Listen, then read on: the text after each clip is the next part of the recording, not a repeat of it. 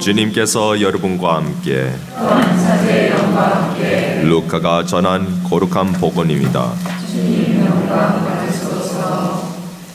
그때 예수님께서 12사도와 함께 산에서 내려가 평지를 서시니 그분의 제자들이 많은 군중을 이루고 온 유다와 예루살렘 그리고 티로와 시돈의 한 해안 지방에서 온 백성이 큰 무리를 이루고 있었다.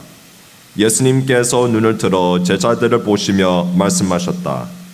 행복하여라 가난한 사람들, 하느님의 나라가 너희 것이다.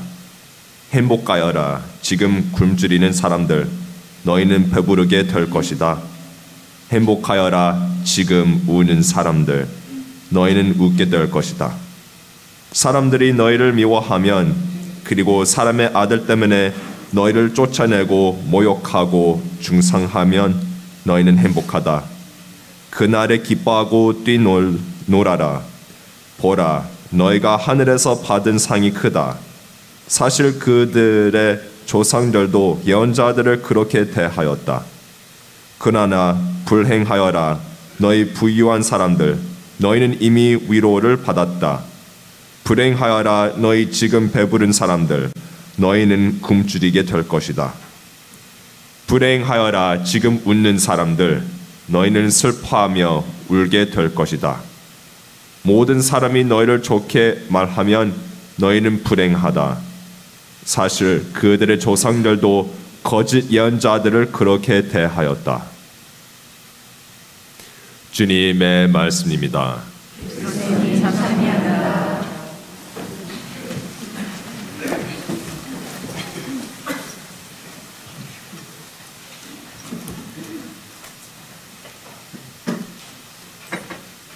찬미 예수님.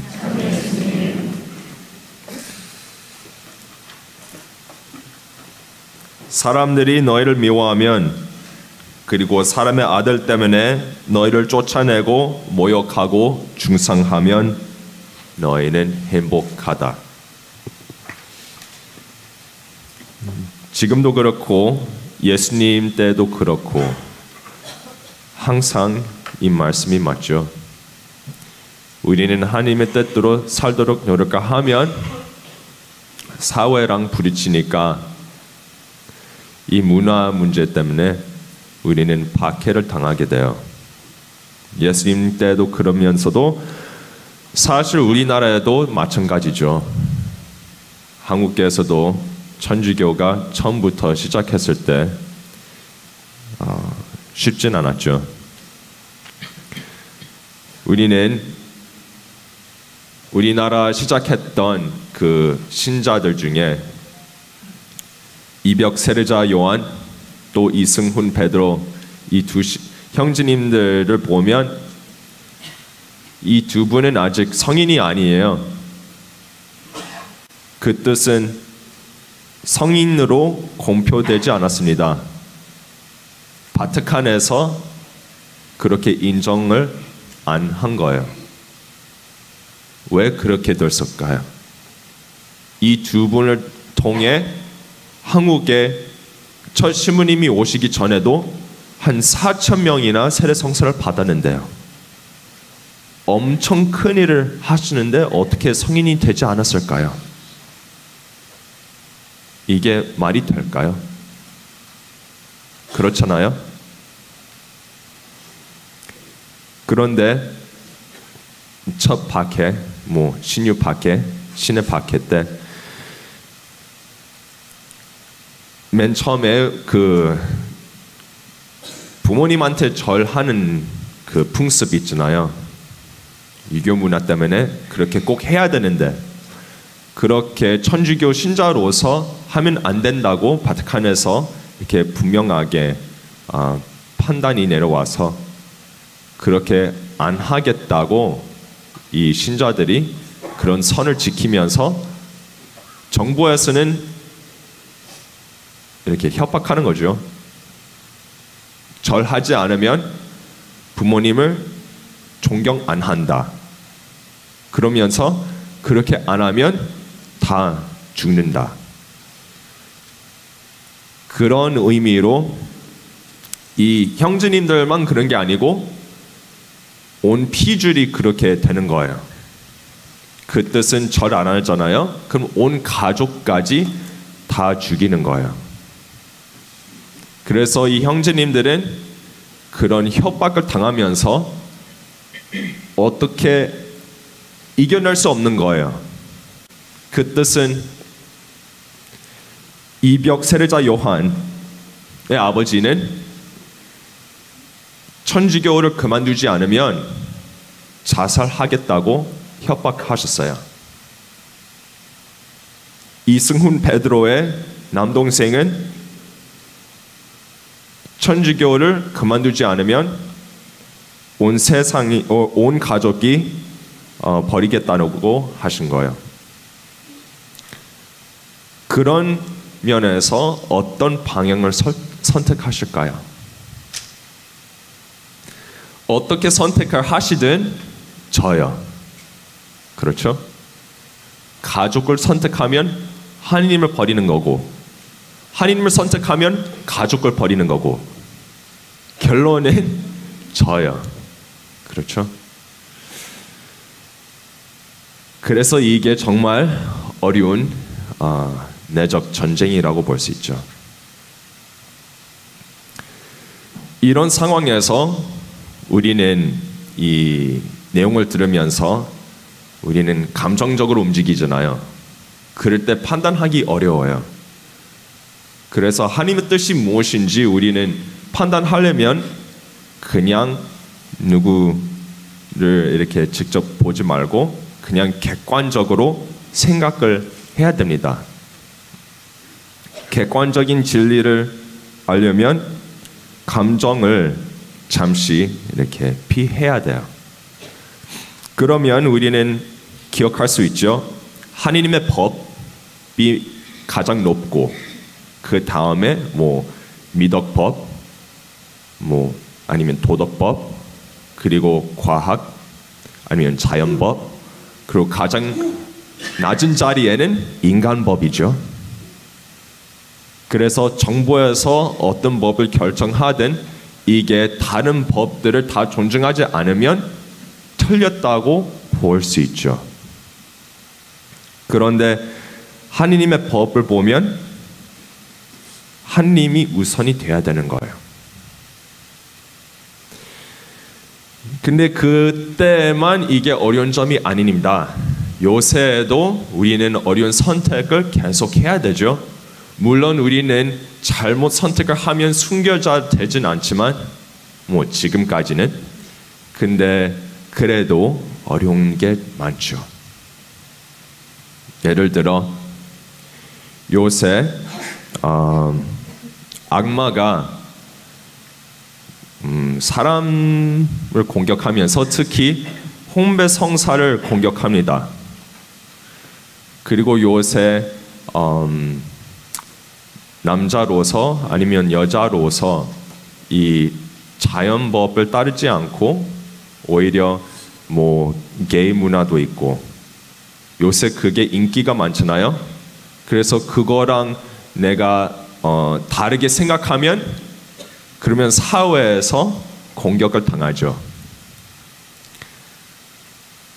천주교 신자로서 올바르게 생각하는 게 더 이상 이게 popular하지 않아요. 그래서 우리도 그런 박해를 당합니다. 하나님의 뜻대로 살려고 노력을 하면 예수님께서 오늘 복음 말씀에서 말씀하신 대로 쫓아내고 모욕하고 당할 수 있습니다. 제가 아는 자매님이 하나님을 너무 사랑하시고 되게 열심하게 기도 생활을 지키셔요. 이 자매님은 아들이 있는데요. 아들이 남자들 좋아하거든요. 그런데 그런 면에서 되게 친해요. 어머니하고 아들이 되게 가깝고 그런 관계에서 그런데 어머니는 신자로서 하나님께서 뭘 원하시는지 그것을 분명하게 아들한테 가르치셨어요.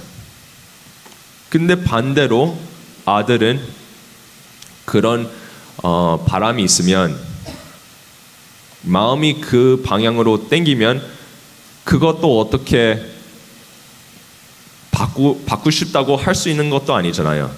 쉽게 할 수 있는 게 아니잖아요. 그럼 자기 자신한테도 거짓말 한다고 할 수 있잖아요. 그래서 결론은 이 아들이 다른 남자랑 결혼하겠다는 거예요. 어머니는 그런 상황에서 어떻게 해야 됩니까? 아버지 어떻게 해야 됩니까? 그런 상황에서도 어떻게 선택을 하든 지는 거죠. 아들 결혼식에 나오면 하느님을 버리는 거고, 아들의 결혼식에 안 나가면 아들을 버리는 거고, 어떻게 보면 이길 수 없어요. 마테오 복음 말씀에서 이런 어려운 결정을 해야 될 때 이렇게 설명이 나옵니다. 10장 마테오 복음 10장 37절. 아버지나 어머니를 나보다 더 사랑하는 사람은 나에게 합당하지 않다. 아들이나 딸을 나보다 더 사랑하는 사람도 나에게 합당하지 않다. 또 제 십자가를 지고 나를 따르지 않은 사람도 나에게 합당하지 않다. 엄청 어려워요. 이게 하나도 쉽지 않아요. 그런데 누가 주변에 틀린 방향으로 가면요, 그러면 내가 그것을 허락하면 안 되죠. 어렵지만 물론 말로 설명하는 게 훨씬 쉽죠. 실제적으로 하나님께서 가르치신 대로 따라가는 게 어렵죠.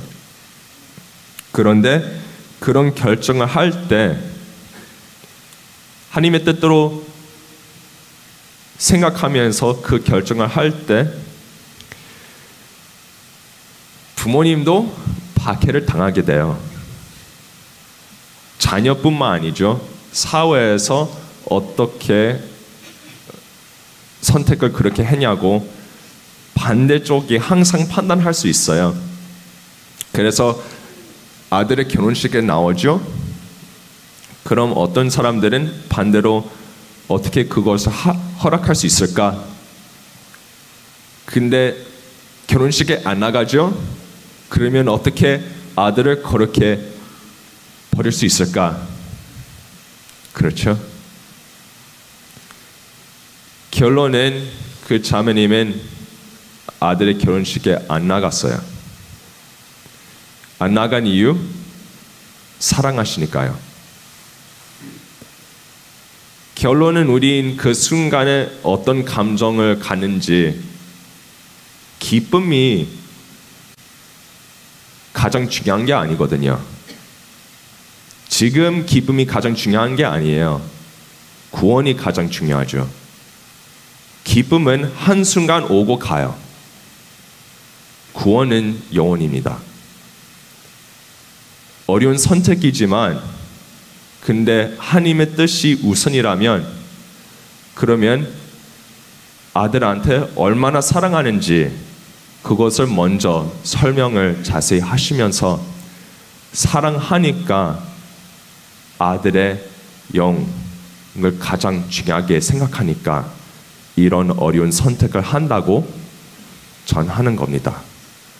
그러면서 아들도 그런 어려운 결정 잘 했으면 좋겠다고 전하시면서 기다려주는 거예요. 근데 그것뿐만 아니죠. 사회에서 예가 되게 많아요. 반대로 예를 들면 어떤 학생, 고등학생, 이 여학생이 남자친구 있어요. 잘못하다가 임신한 거예요. 부모님으로서 그 임신을 어떻게 이해합니까? 그렇죠? 무겁죠? 어렵죠? 그러면 허락합니까? 낙태합니까? 근데 딸이 애를 낳으면, 고등학생인데 애를 낳으면 계속 사람들이 보면서 판단하잖아요. 어떻게 합니까? 근데 애를 낳지 않으면 하느님의 표징이 안 될 수도 있죠. 애를 낳으면서 삶이 얼만큼 소중한지 이렇게 세상한테 좋은 모범도 될 수 있습니다. 아무리 실수를 한다고 삶을 끊는 게 쉬운 일이, 그게 많은 일이 아니죠. 그래서 우리는 창피함을 버려야 돼요. 수명해야 돼요. 창피하는 느낌은 사실 교만이라고 전번에 말씀드렸잖아요. 우리는 겸손하게 잘못한 것은 인정하고 책임져야 됩니다. 책임을 지면 우리는 우리 자신을 낮게 보는 거예요. 그렇죠? 성 바울께서 코린토에서 이렇게 말씀하셨어요. 나의 힘은 악한 데에서 완전히 드러난다 하고 말씀하셨습니다. 그렇기 때문에 나는 그리스도의 힘이 나에게 머무를 수 있도록 더없이 기쁘게 나의 약점을 자랑하렵니다. 나는 그리스도를 위해서라면 약함도 모욕도 재난도 박해도 역경도 달갑게 여깁니다. 내가 약할 때에 오히려 강하기 때문이다. 이런 어려운 박해, 이런 어려운 선택 혼자서 하는 게 아니거든요. 이게 하나님의 뜻이면 우리는 하나님한테 기대를 해야 됩니다. 기대를 하면서 성령께 지혜를 보내달라고 청하면서 진리와 사랑이 항상 함께 움직이도록 기대를 하는 거고요. 그리고 제가 어떻게 결정하면서 예수님께서, 성령께서 오시면서 저를 지도하는 것을 정하는 겁니다.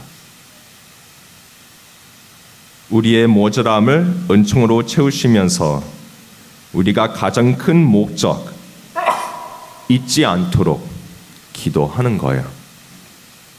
우리뿐만 아니라 우리 주변 모든 사람들의 구원. 예수님, 하나님의 뜻대로만 따라야 얻을 수 있는 구원입니다.